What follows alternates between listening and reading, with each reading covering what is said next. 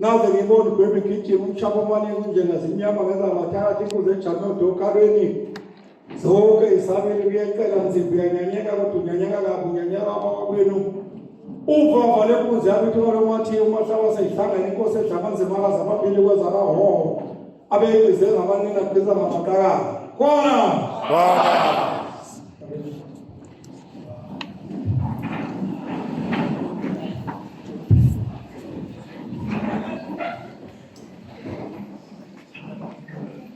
Unankulu usizwe sabakhwanazi khwanazi unkulu ngiyakhuleka Ntombi induna zenkosi isizwe sakamkhwanazi lapha kaMpunyoni ngiyabingelela abatwana bonke basendlunkulu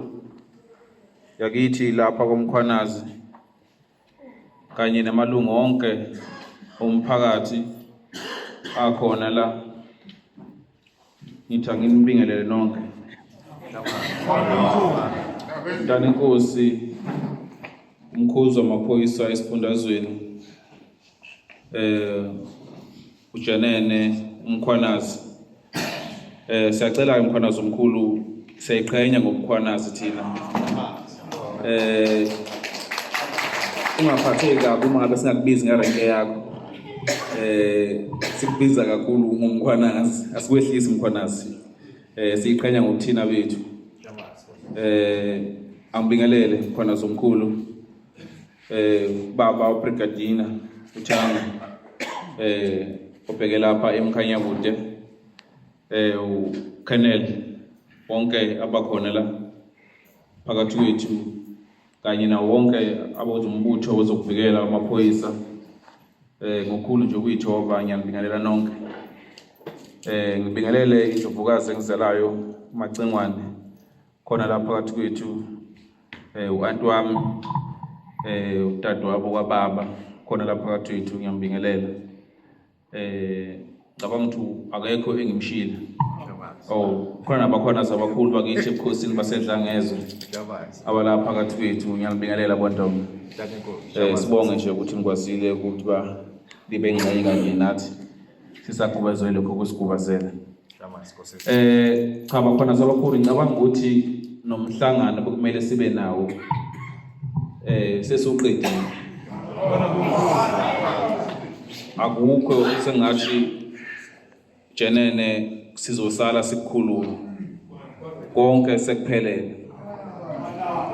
ngingathi nje batwana benkosi sizwe sonke ayihlale phansi bamba umthetho noma bekade kukhulungu ukuthi naku sithathelwa ongokwethu ngendlela esingayiboni kade singalali nasebusuku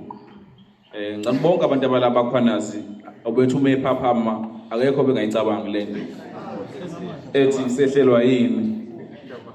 emva ngaphezulu kweminyaka ewu200 yini lena esehlelayo batana bekuthi emva kwamakhosi amangaka abuse lesizwe lesaka Mkhwanazi nambe sengiqala ngini uyikhapha ukuthi awu nali ibhade engaka lehlela mina ngiyofika ngithini ngoba babamkhulu sekuthiwa sengiphisane ngezelwabo ngalinika nje umuntu ibonge noseko bakhona zabakhulu engilibonile kunina noma abanye bebeqhele kangakanani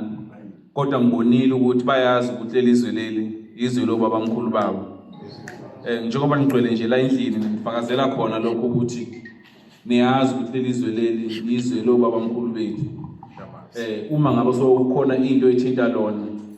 angikwazi nje ukuhlala nisonge izandla ngithule ningasho lutho njengoba bese ngishilo ukuthi ayihlale phansi ibambe umthetho ayikho into esifihlayo asiqhwagi lutho ayikho into esiqhwagwayo kepha bekuyithina besizanywa ukuthi siqonelwe sithathelwe ngokwethu bekufanele nani lokhu ukukhuphwa kwenhliziyo obekukhona ngiyocela nje ukuthi silinde lolu suku lolu la ngomhla ka16 leli sonto lelizayo kube kuyisonto ngo10 ekseni iveni uzoyiconfirma kahle kodwa iclue kuzoba ngakhona ngaleni ezansi phakathi kwasekhula noMathiya noma edukuduku sesobheka kahle indawo ukuthi ngabe iholo noma kumiseka itende imakhi kodwa mhlawumbe njenena kuyoba kuhle ukuthi kumiseka imakhi ngoba abantu bazoba baningi akuyikho into umuntu engamnyakazisanga lento ebekade imenyezelwe imbube so imakhi ngicabanga ukuthi iyoyenza isense ngokuthi abantu bekwazi bonke ukuthi bebe ngaphakathi ngikholwa ukuthi iholo liyoba ncane so imakhi jenene so khuleka naseminyangeni wakakhokho ukuthi mhlawumbe bazihleleke konke ukuze abantu bekwazi ukuattend uzoba umhlangano omkhulu ejenene abantu abazobe belapha nabazobe baningi kakhulu laba balake ngishikoda abake ngazi ngababiza ngani izehloko so ngasithi siphumela inhliziyo zethu ezehlile ukuthi lento leyehlekele izokhulunywa nazo zonke inkinga lezi kade nizibeka elibhekene nazo ezithinta ukuphepha kwesizwe nokuphepha kwabantu abakhele izwe lenkosi ukuthi sizobhekelelana siyathokoza kakhulu mkhwana somkhulu Jenene wesifundwa iKwaZulu Natal besikhathazekile umama nje unensuku engalala ekhaya ngoba engazi ukuthi kuzokwenzakalani nami ngeke ngalala usuku lodwa ngihluleka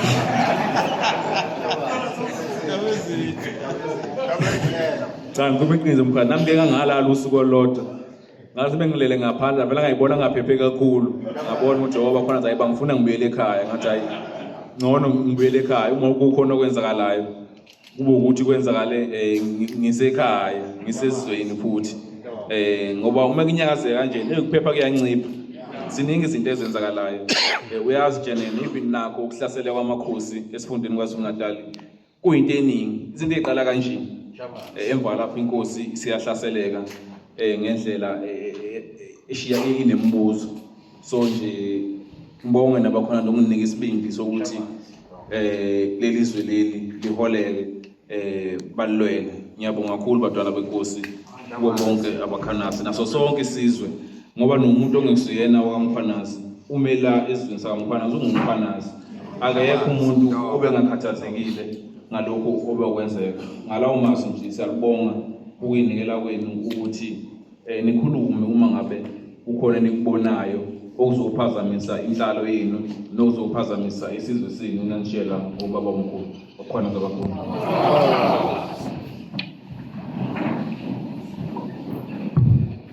Nkosi yesizwe singahlala phansi Bondonga ngokwesiko lethu uma sekukhulume inkosi yesizwe umhlangano sokusuvaliwe